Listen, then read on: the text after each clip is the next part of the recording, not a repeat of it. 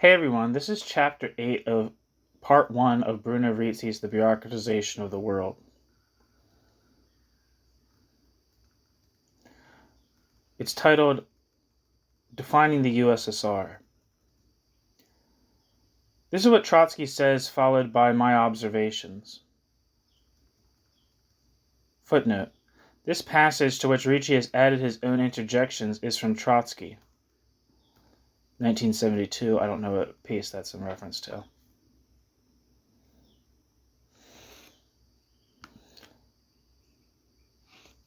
Quote, to define the Soviet regime as transitional or intermediate means to abandon such finished social categories as capitalism, and therewith, quote, state capitalism, and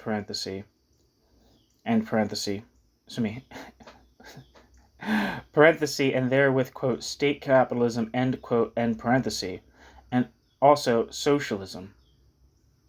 Besides being completely inadequate in itself, such a definition is capable of producing the mistaken idea that from the present Soviet regime only a transition to socialism is possible. In reality, backslide to capitalism is wholly possible.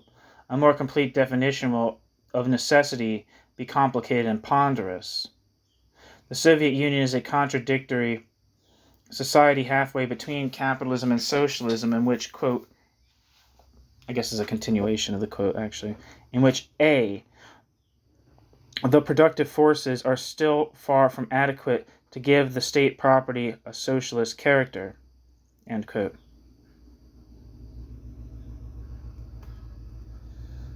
I don't know, it seems like this is still part of the quote. It is not only that the forces are inadequate, but that the state property is class property. State property is bureaucratic property.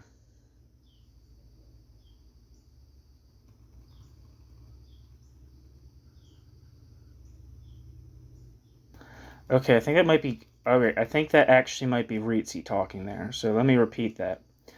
Quote, this is Trotsky, A, the productive forces are still far from adequate to give the state property a socialist character, end quote.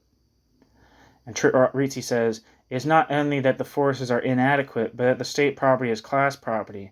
State property is bureaucratic property. Quote, B, the tendency towards primitive accumulation created by want breaks out through innumerable pores of the planned economy, end quote.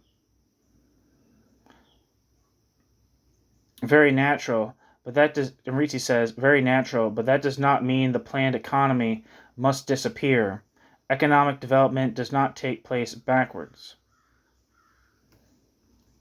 Quote, C, norms of distribution preserving a bourgeois character lie at the basis of a new differentiation of society, end quote. Trotsky. Rizzi says, these are not bourgeois patterns but the patterns of a new exploiting class. D, quote, the economic growth, while slowly bettering the situation of the toilers, promotes a swift formation of privileged strata, end quote. Trotsky. Rizzi says, but we thus have two characteristics which go to prove that the new society is exploitative, since the economic system is progressive and privileges persist. In place of, quote, strata, end quote, we should put, quote, class, end quote. And Trotsky says, quote, exploiting the social antagonisms, a bureaucracy has converted that bureaucracy's self into an uncontrolled caste alien to socialism, end quote. Trotsky. And Rizzi says, yes, the bureaucracy has become not only a caste or a stratum or a clique, but a class. The bureaucracy's character is stable and by now well defined. F, quote, the social revolution betrayed by the ruling party still exists in property relations and in the consciousness of the toiling masses, end quote. Trotsky. And Rizzi says, a party governing a state can only be the expression of a class which is at home with the established property relations. G. Trotsky says, quote, a further development of the accumulating contradictions can as well lead to socialism as back to capitalism, end quote. Trotsky. Rizzi says, evolution, if left to itself, can never carry society back to capitalism, but must lead on to carry out the historic task based on planned production and collective property. And Trotsky says, quote, on the road to capitalism, the counter-revolution would have to break the resistance of the workers, end quote. Trotsky. Rizzi says, the counter-revolution is not moving back towards capitalism, but has taken shape in bureaucratic collectivism. The workers are already defeated. And Trotsky says, quote, on the road to socialism, the workers would have to overthrow the bureaucracy.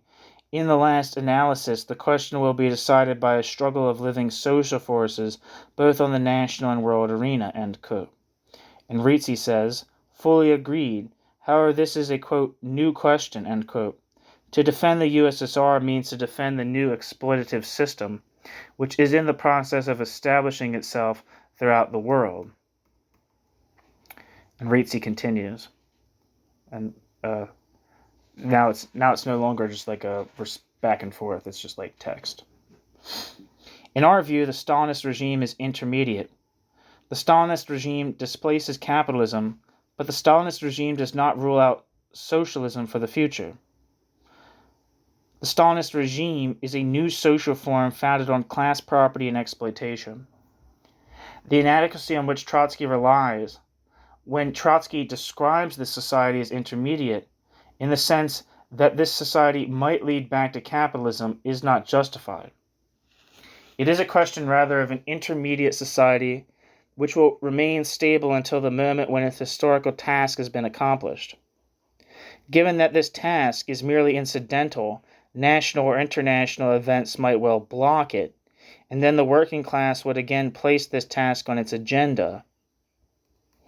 But meanwhile, this new society is a fact, and is to be found, because of its political and moral manifestations, within the framework of the old world, and not in the longed-for workers' international. A society led by a national class, it will always find itself opposed to internationalist, quote, fantasies, end quote, and will support the various, quote, leagues of nations, end quote, as the special interests of its ruling class dictate. When they were pushed into the fight against fascism and for the defense of the USSR, the workers of the world were once again deceived. Certainly the proletariat is the only class which might halt fascism, but it would need a working class in power, not one in tow to the old capitalist corpse. In this context, events in China and Spain are unambiguous, and there will be others even more distressing in the future.